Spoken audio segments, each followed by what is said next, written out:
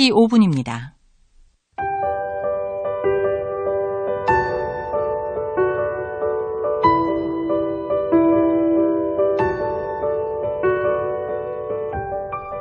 오늘의 은혜로 이 시간은 홍성 홍원침례교회 이문용 목사님의 말씀을 전해드립니다. 오늘은 고린도전서 15장 55절에서 58절까지 말씀을 가지고 죽음, 성도의 승리 이런 제목으로 잠시 말씀을 나누겠습니다. 이 세상에 태어난 사람은 어느 누구도 피할 수 없는 이 절망은 어떻게 생긴 것일까요?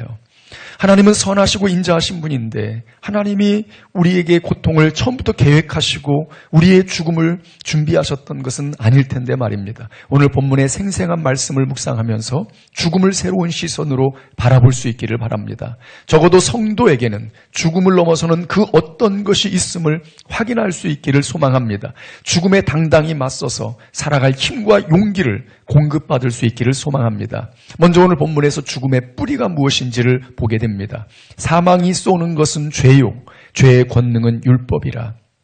두 가지 사실을 우리에게 알려줍니다. 죽음은 죄의 삭시다.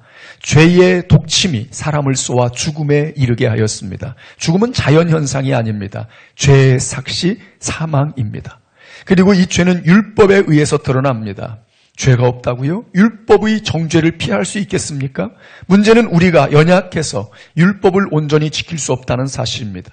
모든 사람은 율법 아래에서 정죄와 또 두려움 속에 살아가게 됩니다. 그러면 인류를 삼키고 있는 이 죽음에 대한 두려움은 대체 언제 끝나는 것일까요? 이 불안하고 긴급하고 두려운 상황에서 벗어나 쉴 수 있는 날은 언제이겠습니까? 우리는 이미 성경에서 그 정답을 찾았습니다. 요한계시록 14장 13절은 말씀합니다. 이제부터 주님 안에서 죽는 사람들은 복이 있다. 주 안에서 죽는 것이 복이랍니다. 그리고 성령께서 말씀합니다. 그들은 수고를 그치고 쉬게 될 것이다. 적어도 성도에게 죽음은 수고를 그치고 쉬게 될 날입니다.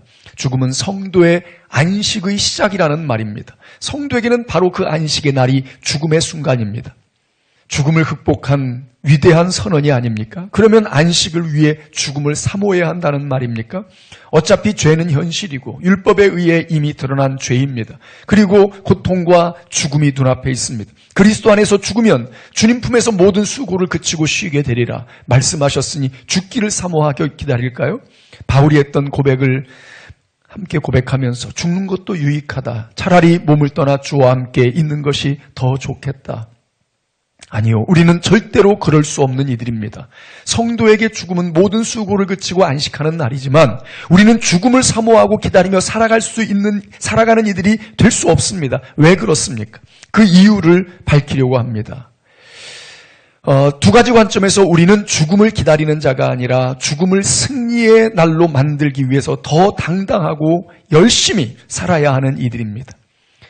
먼저 우리는 이미 죽음에서 승리한 이들입니다. 사망아, 너의 승리가 어디 있느냐? 사망아, 내가 쏘는 것이 어디 있느냐? 죄와 율법 어림없다. 주 예수 그리스도로 말미암아 우리에게 승리를 주시는 하나님께 감사하노니. 죄가 독침이 되어 우리를 쏘아 죽음에 이르게 했지만 예수 그리스도께서 십자가에서 죄의 독침을 대신 맞으셨습니다. 예수 그리스도 안에 있는 우리에게는 죄의 효력이 더 이상 없다는 말입니다. 벌은 여전히 날아다니지만 독침이 빠진 벌은 더 이상 치명적이지 않다는 사실입니다. 율법이 죄인인 우리를 정죄했지만 예수 그리스도께서 율법의 요구를 다 이루시고 우리의 변호사로 자청하셨습니다. 죄값을 대신 치르신 주님이 변호사로 법정에 서 계시니 누가 감히 정죄하겠습니까? 예수 그리스도 안에 있는 우리는 이미 죽음에서 승리한 이들입니다. 우리가 잘나서 얻은 승리가 아니라 예수 그리스도께서 주신 은혜의 선물입니다. 어떻게 확신하느냐고요? 분명한 증거를 바울은 오늘 본문 그 앞에서 선포합니다. 만일 그리스도 안에서 우리가 바라는 것이 다만 이 세상의 삶뿐이면 모든 사람 가운데 우리가 더욱 불쌍한 자이리라. 우리의 믿음이 헛되고 여전히 죄 가운데 있고 그리스도 안에서 이미 죽은 이들은 망한 것이다. 그러나 이제 그리스도께서 죽은 자 가운데서 다시 살아나사 잠자는 자들의 첫 열매가 되셨도다.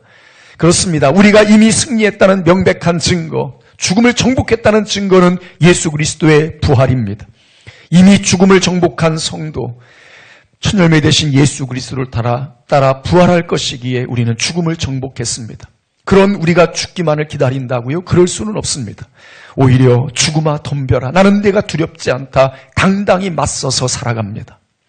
바울이 날마다 죽는다는 표현을 한 것은 부활신앙을 선포하며 죽음을 향해 도전했던 외침입니다. 온갖 박해와 죽음의 위험을 직면하면서도 죽음을 각오하고 끝까지 가겠다는 선포입니다. 예수 그리스도의 부활을 통해 죽음을 정복하고 죽음에서 승리한 성도로서 자기중심적인 삶을 내려놓고 부활의 소망을 가지고 더 적극적으로 살아가겠다는 결단입니다. 부활을 믿으십니까? 예수 그리스도 안에서 사망에서 승리했음을 확신하십니까? 그러면 죽음을 두려워하지 말고 산 소망을 품은 성도로서 더 당당히 살아가십시오.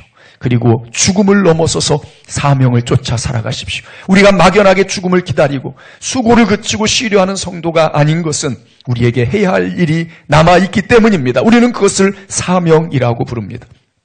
그러므로 내 사랑하는 형제들아, 견실하며 흔들리지 말고 항상 주의 일에 더욱 힘쓰는 자들이 되라. 이는 너희 수고가 주 안에서 헛되지 않은 줄 알미라. 사명을 쫓아 살아가는 우리의 수고는 절대로 헛되지 않습니다. 주의 이름으로 사명을 쫓아 살아가느라 수고하고 계십니까?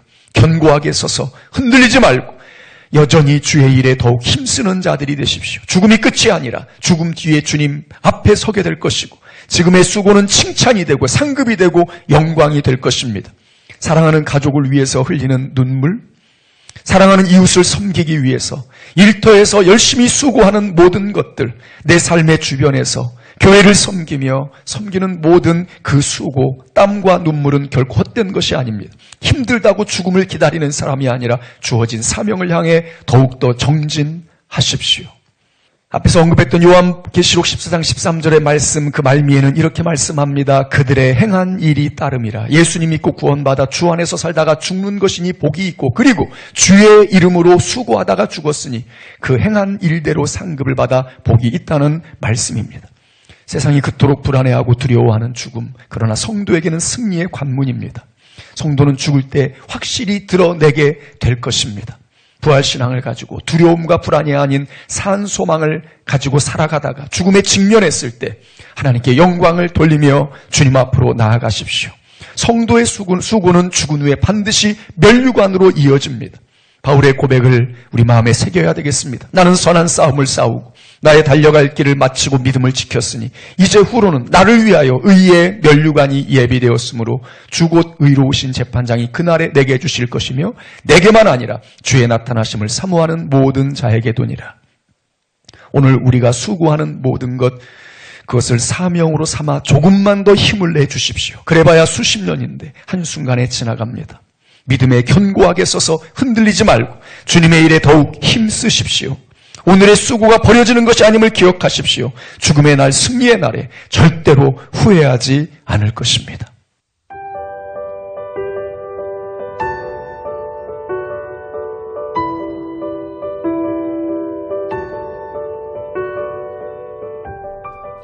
오늘의 은혜로, 오늘은 홍성 홍원 침례교회 이문용 목사님의 말씀을 전해드렸습니다.